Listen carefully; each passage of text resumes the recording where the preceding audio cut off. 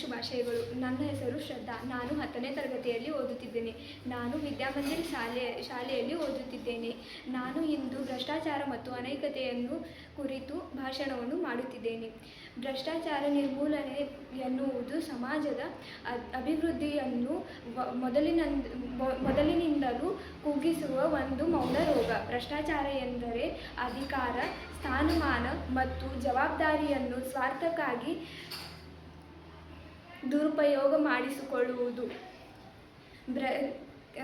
ಇದು ಕೇವಲ ಹಣದ ವಂಚನೆಯಿಂದ ಮಾತ್ರವಲ್ಲ, ಸತ್ಯ, ನ್ಯಾಯ ಮತ್ತು ನೈತಿಕತೆಯನ್ನು ಬಿಟ್ಟು ಸ್ವಾರ್ಥದ ದಾರಿಯಲ್ಲಿ ನಡೆಯುವುದು ಭ್ರಷ್ಟಾಚಾರವೇ ಆಗಿದೆ. ಭ್ರಷ್ಟಾಚಾರ ನಿರ್ಮೂಲನೆ ಮುಖ್ಯ ಉಪಾಯಗಳು: ಕಠಿಣ ಕಾನೂನುಗಳು, ಲಂಚವನ್ನು ಪಡೆಯುವವರಿಗೆ ಮತ್ತು ನೀಡುವವರಿಗೆ ಕಠಿಣ ಶಿಕ್ಷೆಯನ್ನು ನೀಡುವುದು. ಪಾರದರ್ಶಕತೆ: ನಾವು ಸರ್ಕಾರಿ ಕ್ಷೇತ್ರಗಳಲ್ಲಿ ಮತ್ತು ಕಚೇರಿಗಳಲ್ಲಿ ಆನ್ಲೈನ್ ಮತ್ತು ಮುಕ್ತತೆಯನ್ನು ತರುವುದು.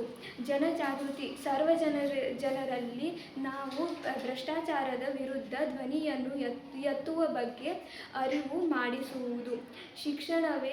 ಶಿಕ್ಷಣವೇ ಭ್ರಷ್ಟಾಚಾರದ ವಿರುದ್ಧ ಅತ್ಯಂತ ಪ್ರಬಲವಾದ ಶಸ್ತ್ರವಾಗಿದೆ, ಏಕೆಂದರೆ ಶಿಕ್ಷಣವು ಜ್ಞಾನವನ್ನು ಮಾತ್ರವಲ್ಲ, ನೈತಿಕತೆಯನ್ನು ಬೆಳೆಸುತ್ತದೆ. ಧನ್ಯವಾದಗಳು.